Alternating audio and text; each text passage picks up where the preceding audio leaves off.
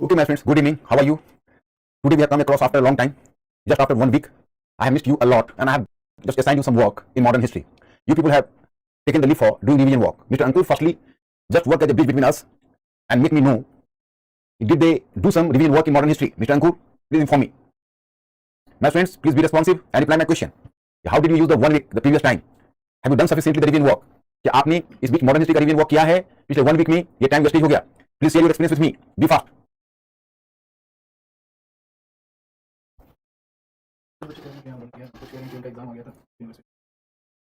Oh, my friends, actually, I need your full attention. If you will be diverted in other sorts of works, then you will not do justice to the subject or even to me either. So that's why, I am requesting you people persistently to be punctual to your work. मतलब जितना काम हम करते हैं, आज हम करते हैं, उतना आपको पूरा करके आना होता है. तभी हम लोग को प्रॉपर कम्युनिकेशन लाइन स्थापित होगा. Mr. Ankur, just inform me. Today we have transferred some study material to my students. Did the material reach there? Ankur, inform me. Have they downloaded the study material? Ankur, have you informed them? Yes, sir. So my friend, today you know that I am in habit of providing you the study material in advance.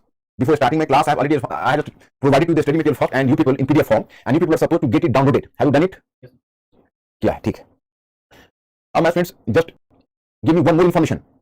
All of you who have come to attend the class, so previously have done the modern history or in today's class, are there any new students who have not done my modern history part? Please inform me. On this, actually, in today's class, is there any student who have not done the modern history part and just they are likely to start from the world history part alone and the world history part first? Please inform me.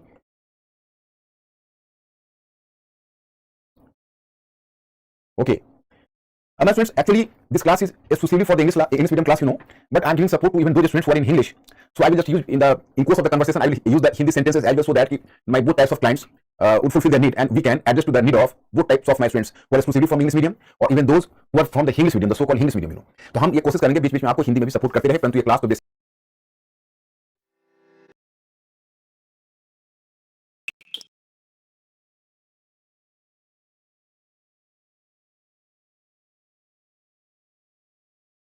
कहीं है. तो चलिए अब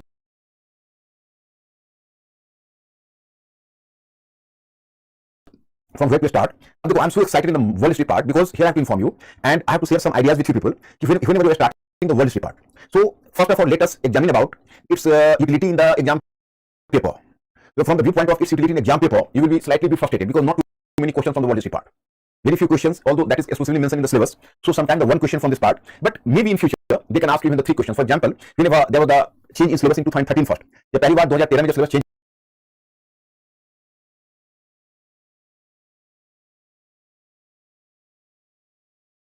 2013 में. So from world history part, you will find that the total 4 questions, But just after that, in 2015, the number was reduced to 2 questions. And then once again, you can say, you will come to know if from 2016 onwards 1 question each. Sometimes it is very difficult to find out the question. But my friends, still I will suggest you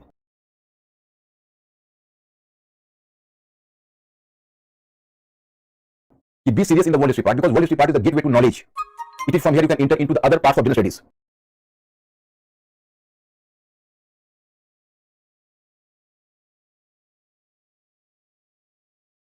So let us start from the syllabus first, and after the syllabus, then I will just talk about the utility of this world history part. The wider, you can say, implication of the world history part in your total preparation.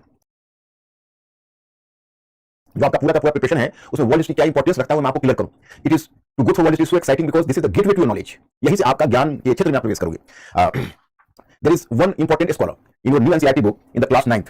You open the NCERT book, you will come to know in the first NCERT book you can say you will find the previous part. Here you will find it is contemporary world part 1 and contemporary world part you can say that is the part 2. So in class 9th you will find in the preface there the use of a term. What is the use of a term? कि without the knowledge of the world you cannot understand properly India. आप बिना विश्व को समझे हुए भारत को नहीं समझ सकते. So that's why the knowledge of world history is essential for you people. Let us start now about the syllabus. Topics of the world history. My friends, here I have to inform you, if you will just go through the syllabus in its actual form, you will be frustrated. Because in syllabus, very few topics have been mentioned. After ordering the syllabus, you will come to realize that possibly the setter of the syllabus, or you can say the designer of the syllabus, was possibly in the moment of slumber or in the moment of drowsiness, he just composed the syllabus in a very haphazard manner. Even the topics are jumbled, the topics and the events and you can say certain issues which happened later, they have been mentioned earlier. For example, you can say they are talking about the history of 18th century. Then after that they started to talk about industrial revolution. Industrial revolution the phenomena of 19th century. मैं आपको बताना चाहता कि जब आप syllabus को देखोगे तो आपको यह सोचकर आश्चर्य होगा कि पॉसिबली जिसने सिलेबस बनाया है वो या तो निद्रा की अवस्था में था, या तो सो रहा था, या फिर वो बिल्कुल असावधान होकर जैसे भी मनवा उसने सिलेबस को डिजाइन कर दिया. अब जैसे आपको वहां पर हिस्ट्री ऑफ 18th सेंचुरी मिलेगा, फिर सीधा इंडस्ट्रियल रेवोल्यूशन पर पहुंच जाते हैं. फिर इंडस्ट्रियल रेवोल्यूशन के बाद फिर the nation building, that is talking about the nation building, मतलब राष्ट्र निर्माण बताते हैं. Then once again they are moving to world wars, फिर वो 2 वर्ल्ड वॉर्स पर चले जाते हैं. फिर वो चले जाते हैं कोलोनाइजेशन. अब वर्ल्ड वॉर्स पहले बताते हैं, कोलोनाइजेशन या कॉलोनियल एक्सपेंशन बाद में बताते हैं. तो माय फ्रेंड्स उसी प्रकार से they are talking about the impact of the world war. तो मतलब ये है कि अगर आप सिलेबस के बेसिस पर इसके world history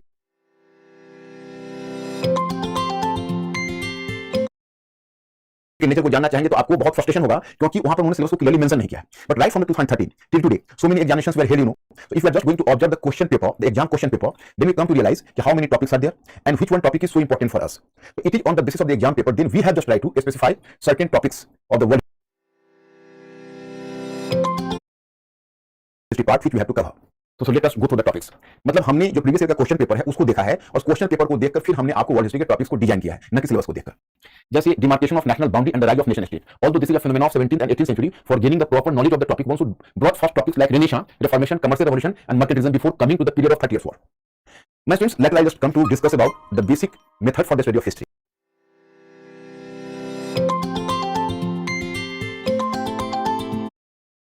So to make the study of history the study of change, so if you have to go through any specific topic and we have to catch up the topic directly, we have directly browse the topic, or directly you can say try the topic, so we will not reach to the basic essence of the topic.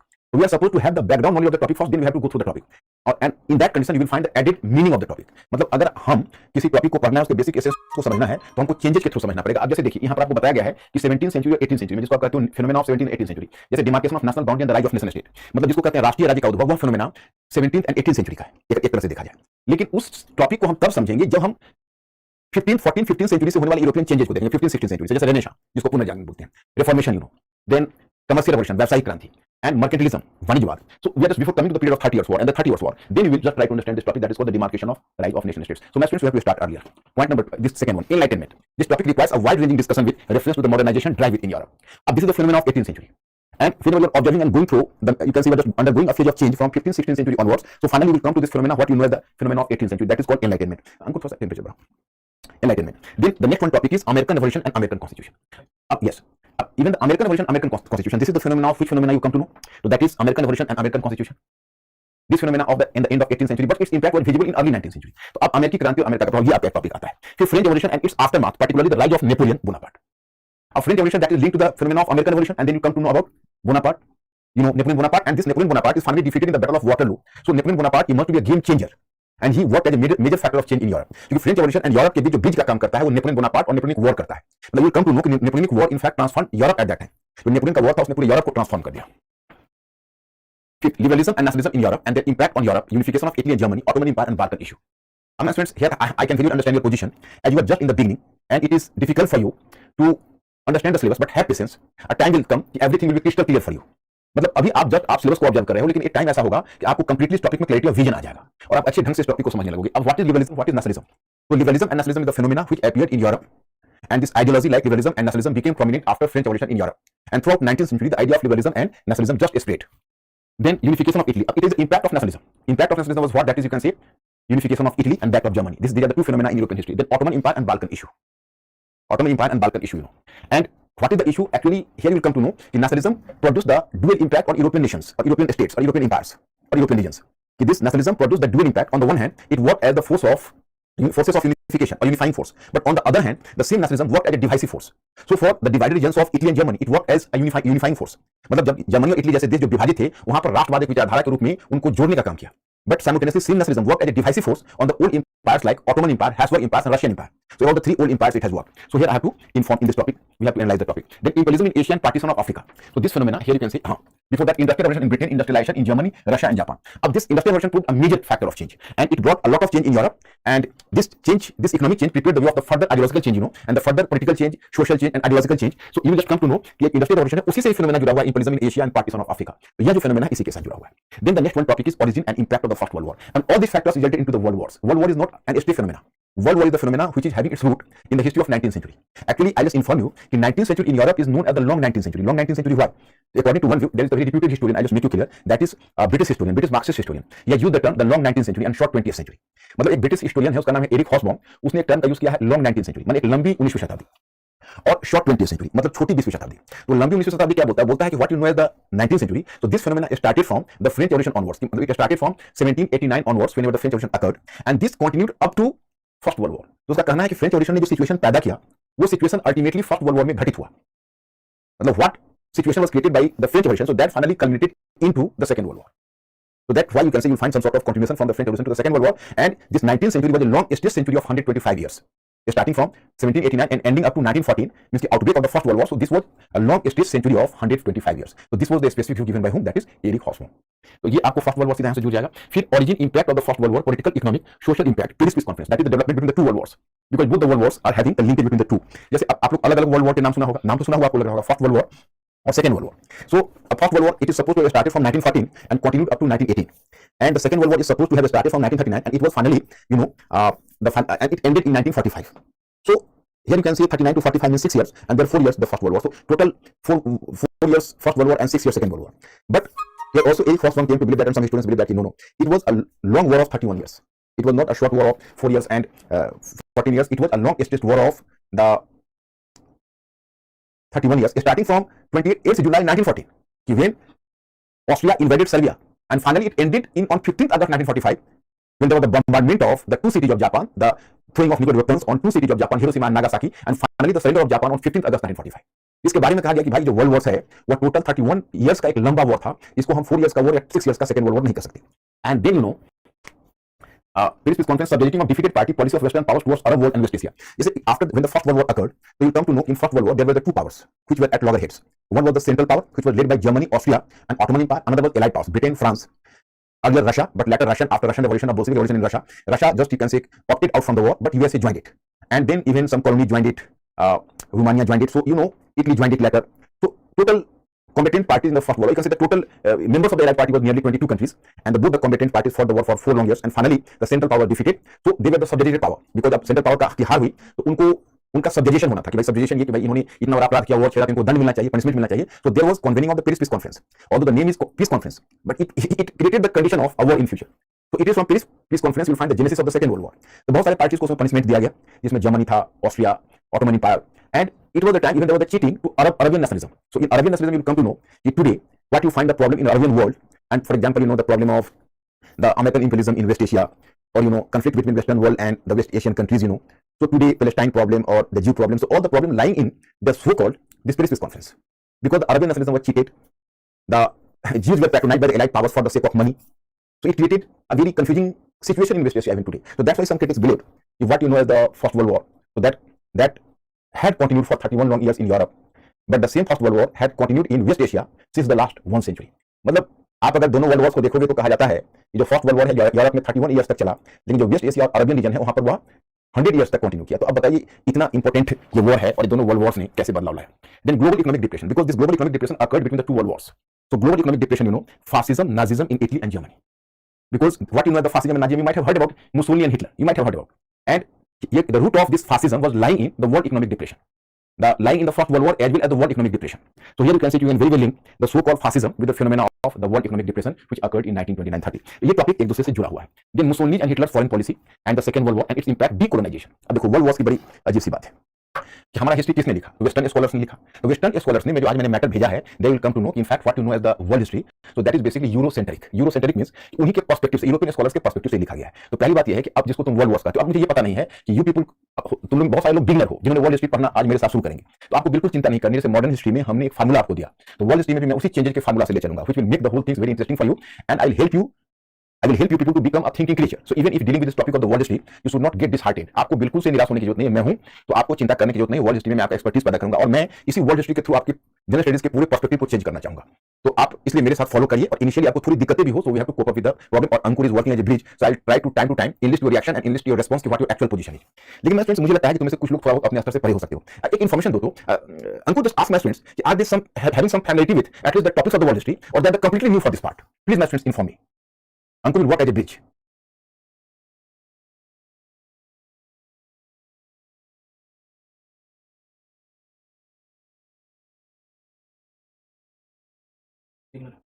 Okay, तो new हो तो कोई चिंता की बात नहीं है. मैं आप वर्ल्ड हिस्ट्री में तो मेरा स्टडी में फॉलो करोगे और मैं क्या कहूँ आपको, जैसे एनसीईआरटी की बुक कहूंगा तो एक हो सकता है जो पुरानी एनसीईआरटी की बुक है, tomorrow I'll just give you the name as well. Today I have not brought the name, but tomorrow I'll give you the exact name. One, today in NCERT book in history you find, so the NCERT book in class 9th, okay, and the NCERT book class 10th, and the class 11th. So these 3 years. Actually, your NCERT books in class 6th ancient history separately, class 7th medieval history separately. That you can say class 11th, class 6th ancient history separately, class 7th medieval history separately, and class 8th modern history separately. And then you are moving to the class 12th. So 3 NCERT books in the class 12th. 3 NCERT books: ancient, medieval, modern. So at class, sorry, in class 12th, but in class 6th. The basic study of the ancient separately, in class 7th medieval history separately, and class 8th modern history separately. They are the basic study. Then class 9th world history part, contemporary world in part 1, and class 10th separately world history part, and class 11th the separately world history part. You can purchase the 3 books, 9th, 10th, and 11th. You can go to the selected chapters. But you have not to go. Tomorrow I'll make you familiar with the certain chapters, and then you can say old NCERT book, class 9th and class 10th. So that also covers the world history part. Apart from that, you have to depend on my study material, and I'll make you clear in the class itself. So class में थोड़ा सा तुम लोग मैं push करूंगा, तुम पुल करोगे, और अगर एक बार में समझ में ना आए तो मैं आपको फिर दोबारा कोशिश करूंगा, आपको हिम्मत नहीं हारनी है। पहली बात क्या है, हमारा प्रिंसिपल है you have not to lose the patience. ये पहली बार कोई चीज को पढ़ते हैं थोड़ी सी दिक्कत आई, 2-3 दिन 4 दिन आपको दिक्कत 3 to 4 days हो सकती है, जैसे मॉडर्न हिस्ट्री में हुआ था। Then you will be much comfortable and then you will really enjoy world history part. So firstly my students, give me the information कि are you enthusiastically for the world history part or not? Tell me one thing, are you enthusiastically for going through this world history part or not, and why this world history part is much important for you? I'll just prove in today's lecture. So please inform me.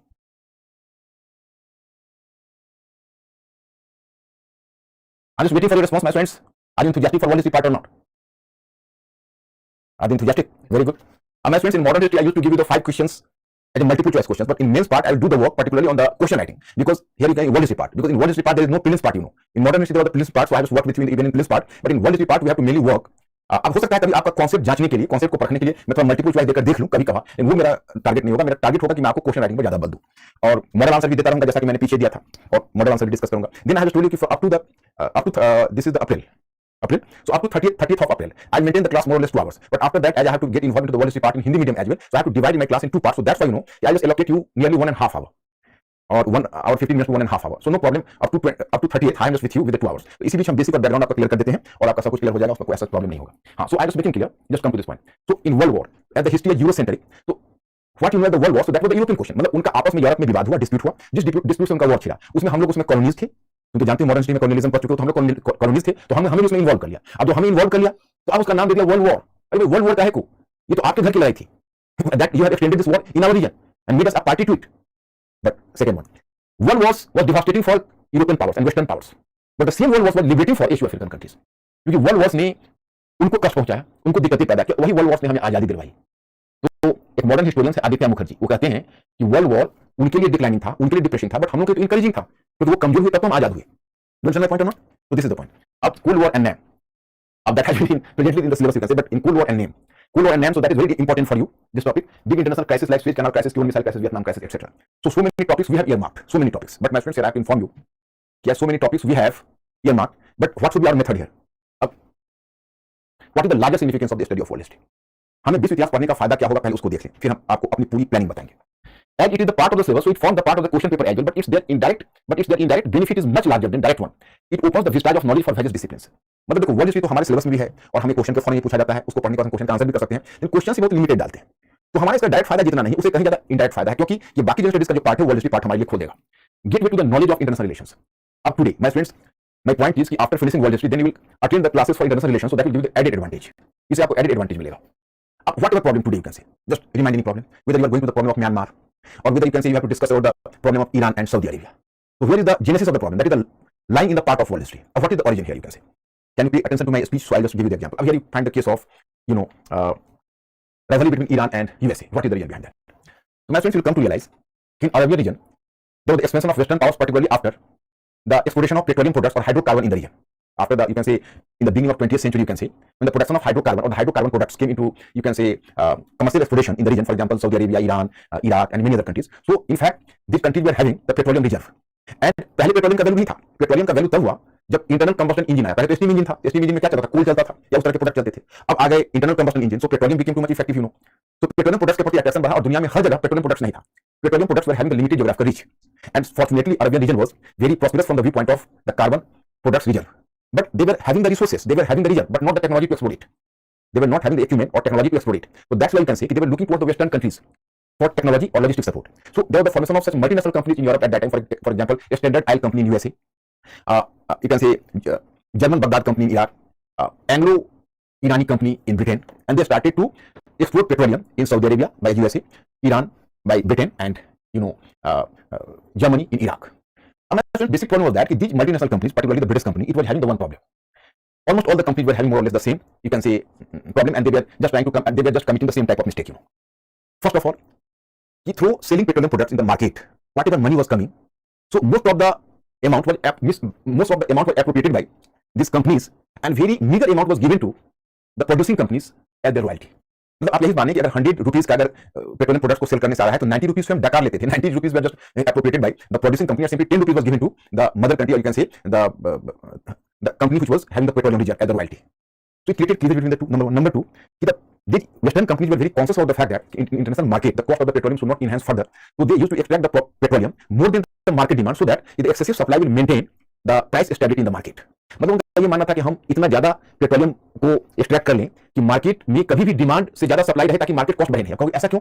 It is for the fact that most of the products were consumed by them. They were moving on the path of industrialisation, so they were in the direct need of petroleum products. So the cost of petroleum products was going to be enhanced. So these were the first countries to be affected, और their economy might have been affected. So in order to maintain the price control they used to apply such a tool, but it was frustrating for the mother country, because such countries came to believe that they are extracting the petroleum products in such a larger quantity and so fastly कि maybe in future my source might be depleted very soon. My resources would be depleted, so they were worried about their own resources. तो इस तरह से दो factor ऐसे थे, उनको लगता था कि भाई कहीं ऐसा इतना ज्यादा पेट्रोलियम का इन्होंने प्रोडक्शन कर दे कि मेरा सोर्स ही उससे डिप्लीट कर जाए. तो ये दो फैक्टर थे जिस कारण से जो मदर कंट्री है और पेट्रोलियम और जो यूरोपियन कंपनीज है और पेट्रोलियम प्रोड्यूसिंग कंपनीज है, उन दोनों के बीच डिफरेंसेस उभरने लगे. तो इसी में there was Iranian prime minister, थोड़ा सा टेंपरेचर को कम कर 24. There was Iranian prime minister, his name was Mossadegh, and he was running the government in Iran, Mossadegh. So this government of Mossadegh in 1951 took a radical step, he nationalized the Anglo-Iranian company. So he nationalized Anglo-Iranian company, so it created some sort of, you can say, concern in the mind of other European or other Western powers as well. अब 1951 में मोसादेक के government ने Anglo-Iranian companies का nationalisation कर दिया. मतलब यह है कि वो ब्रिटेन के कंट्रोल से ले लिया. तो बाकी जो वेस्टर्न पावर्स तो भी डर गए, उनको लगा कि खरबूजे को देखकर खरबूजा रंग पकड़ता है. आज अगर ईरान में ऐसा हुआ तो कल के दूसरे कंट्रीज उसकी नकल करने की कोशिश करेंगे. मींस कि other western powers were equally scared about the fact that कि the major adopted by Iran might have been imitated by other, you can say, petroleum producing countries as well. For example, Iraq, Saudi Arabia, etc. So for that fear, USA took the lead, and after taking the lead, you can say USA. So USA consciously toppled the government of Mossadegh. The USA toppled the government of Mossadegh in Iran and just installed in Iran a puppet government, or a favorite government in USA that was under Raja Shah Pahlavi. So that was called the government of Shah. So it was the pro-American government. So in this way, America started to control Iran through this Shah government or the government of Raja Shah Pahlavi. So actually, this government existed in Iran in 1953 and 1979, and this government started westernization in Iran. But gradually in 1979, you come to know that there was the, you can say an undercurrent of religious fundamentalism was going on in Iran, and this undercurrent was being encouraged by some ulema. Ulema means the Muslim priest, the Muslim purohit and Qazis, and there was the rise of a very orthodox ulema. His name was Ayatollah Khomeini. So he organized a popular movement against the government of Raja Shah Pahlavi in the name of religion. So there was a religious upsurge in Iran, and as the government of Shah was threatened by this popular movement, which was being led by the ulema and Qazis, the Muslim priests. So the government of Shah could not sustain itself, and finally you can say Shah fled from Iran and took refuge somewhere. So there you can say this was the rise of the government of Ayatollah Khomeini. And then under this government, you can say there were some Muslim youths who attacked American embassies, and 66 members from this American embassies, you can say, they were just arrested and captured, and they were made hostage by the Iranian government of this Ayatollah Khomeini. And you can really understand that this was the hostage crisis in Iran, and this crisis continued for 366 days, and finally it was solved in 1981. At that time, the American president was Jimmy Carter. So it became a bone of contention between America and Iran, which had continued till today. तो मैं आपको बताना चाहता कि जो hostage crisis हुआ, America के दूतों को बंदी बना लिया ईरानी फंडामेंटलिस्ट ने, जो वह क्राइसिस है, वह क्राइसिस आज ईरान और अमेरिका की दुश्मनी के रूप में दिख रही है आपको. तो आप बताइए, आज के वर्तमान के जितने भी प्रॉब्लम है, जितने आपके इंटरनेशनल इश्यूज है, सब का रूट है रशिया यूक्रेन प्रॉब्लम है, वो भी मैं आपसे 2 मिनट में डिस्कस करता हूं. उसकी भी जड़ कहां जा रही है? उसकी जड़ भी जा रही है history. Mister Ankur, just ask my students, can they understand the genesis of the problem between Iran and America? मतलब हमने जब ईरान और अमेरिका के प्रॉब्लम का जिक्र किया, उसका थोड़ा सा भी वो बात आपकी समझ में आई कि क्या हुआ? Please inform me.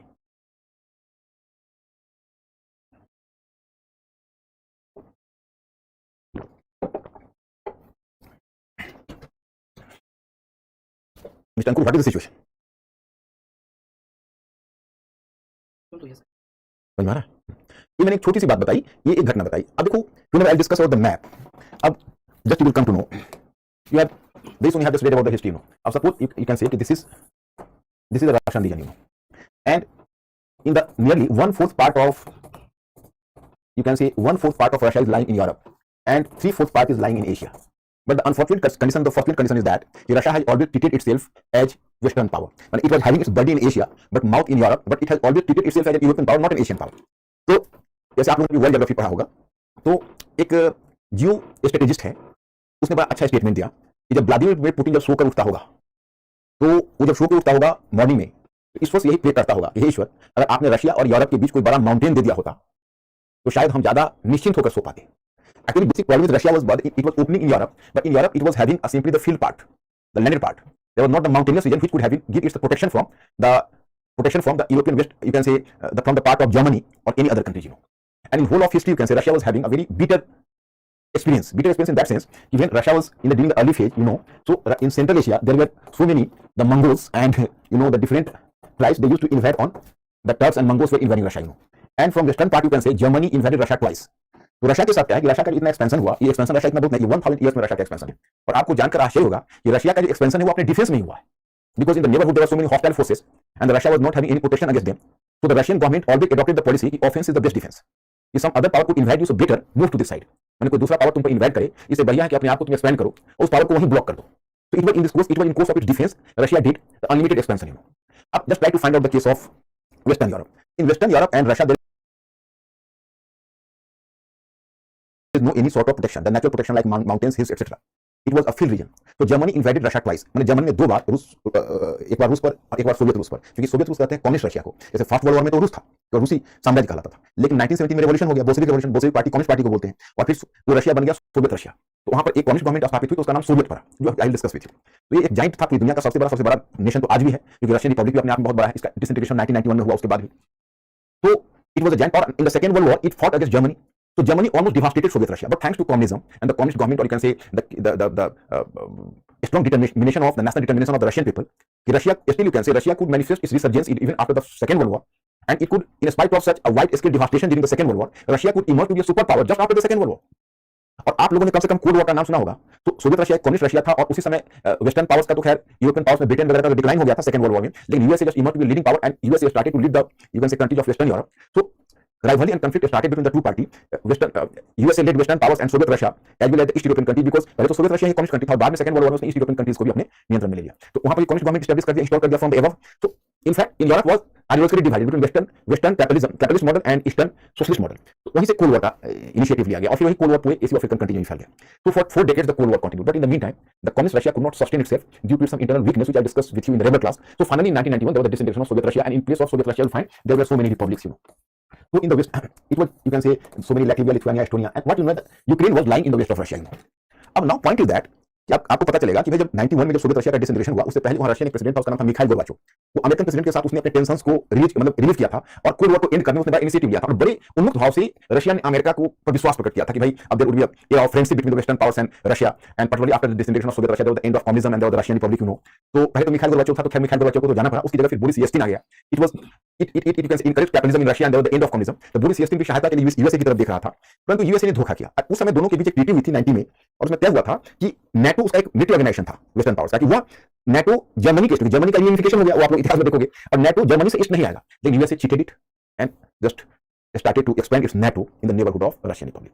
So it created some sort of concern in Ukraine, and there was the rise of Vladimir Putin from 1999 onwards, and Vladimir Putin took an aggressive policy, and it from 2007 onwards he just tried to revive this Cold War again. He tried, and finally you can say it captured Ukraine. It captured Crimea forcefully in 2014, and recently it invaded Ukraine because Ukraine was going to be the member of NATO, and USA already declared that there will be the expansion of NATO in Ukraine. So it created a threat to Russia. In neighborhood, then the NATO has come into the kilometers, 100 and 150 kilometers of Russian Republic. So that is a major threat to it. So it invaded Ukraine itself. तो मतलब ये कहना है कि ये सब की जो जेनेसिस है वो हिस्ट्री में जाते हैं। तो कुल मिलाकर स्टूडेंट्स ये हम लोगों के बीच तय हुआ कि तुम जो कल इंटरनेशनल रिलेशन पढ़ोगे, उससे पहले मैं आपको इंटरनेशनल रिलेशन में पूरे बैकग्राउंड को वर्ल्ड हिस्ट्री पार्ट में क्लियर कर दूंगा, so that the international relation part will be much more enjoyable for you people. Okay, so in this way you can से अब हम मैप यूज करूंगा, मैं रेगुलर मैप यूज करूंगा। आज मैंने मैप नहीं लाया है क्योंकि आज मैं प्रोडक्शन ले रहा हूं। अब देखो ना, मैं आगे मैप लगाया है, देखो ना, तो ये डायग्राम यूज करूंगा, देखो ये डायग्राम यूज करूंगा, मैप यूज करूंगा, देखो देखो map,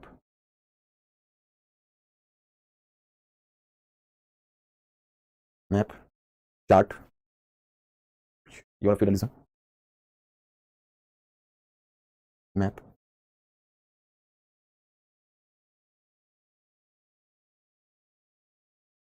chart.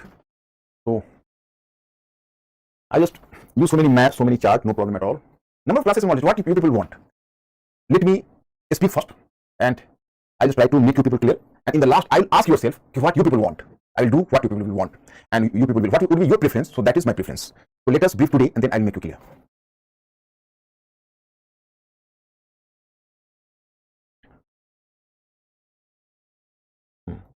So one gateway to the knowledge, proper understanding of evolution of international economy. But my students, my ambition is not simply confined to this point. I'll make you understand the international relation with the support of the part of world history. मतलब कि मेरी महत्वाकांक्षा यहीं तक सीमित नहीं है कि I have to make you understand the part of international relation for the prism of the world history.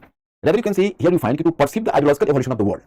अब proper understanding of the evolution of international economy. अब international economy का जो evolution है वो भी आपको मैं world history part से समझाने की कोशिश करूंगा. I just make you understand the evolution of world economy. How is it possible? I have to make you clear. Now students, we are going to the topic of world history. So here it was in this context. Of suppose you can say you are coming from American Revolution. Of suppose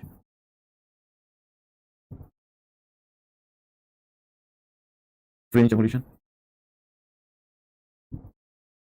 American Revolution, French Revolution.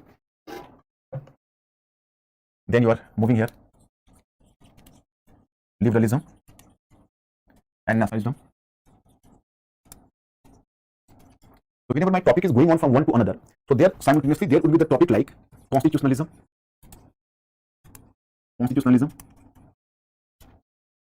then the topic like international economy,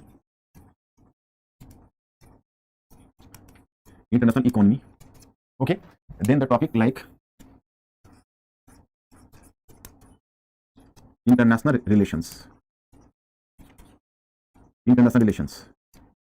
My friends, actually what I think suppose you can say I'm going the topic, what is the American Revolution, the causes, the nature, the impact, the significance. So normally you are just going through simply you are collecting the information. So that will not make you a thinking creature. Suppose you can say you are moving from topic to topic, from American Revolution to French Revolution, from French Revolution to other topic, then to other topic. In the meantime, you can say the constitutionalism is going on. Up today, I'll discuss this aspect. International economy is going on.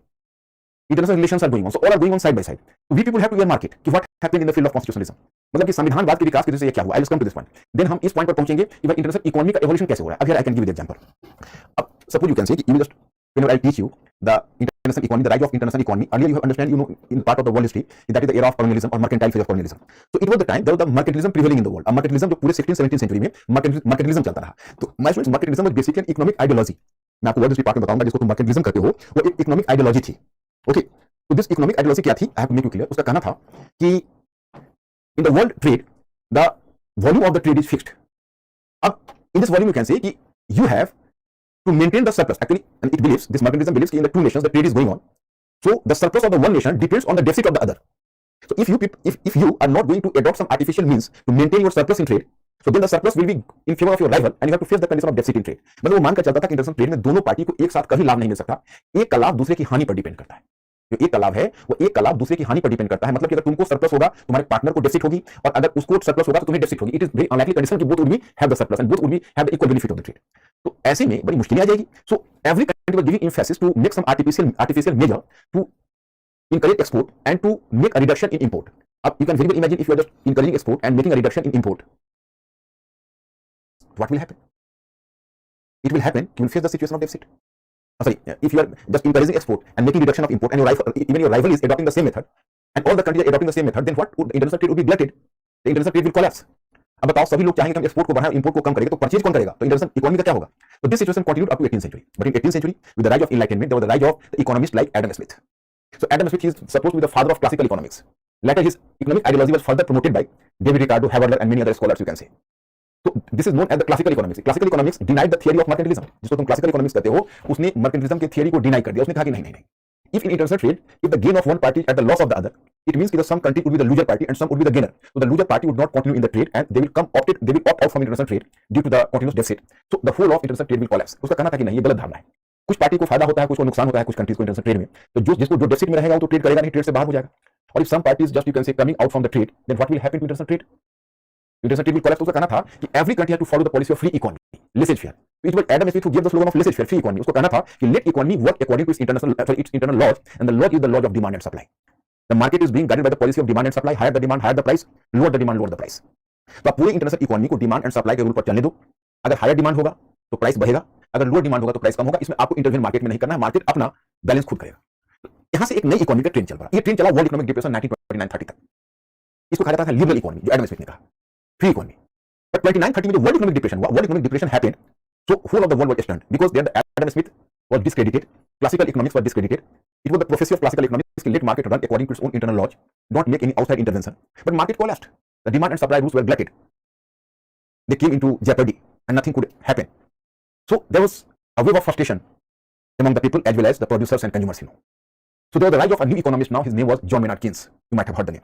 So John Maynard Keynes जैसे नए economist का rise हुआ, John Maynard Keynes ने इस theory को reject कर दिया कि no, market is not managing itself, rather it needs the active role of the state to run the economy. उसने कहा कि देखो इकोनॉमी को एक्टिव स्टेट को एक्टिवली रन करना चाहिए और स्टेट को इकोनॉमी को मेंटेन करने के लिए स्टेट को वर्क करना चाहिए. कैसे? So he has given a theory that is called the demand management. According to him, the state had to do the demand management. How demand management? So he believes that if there is a declining demand in the market, that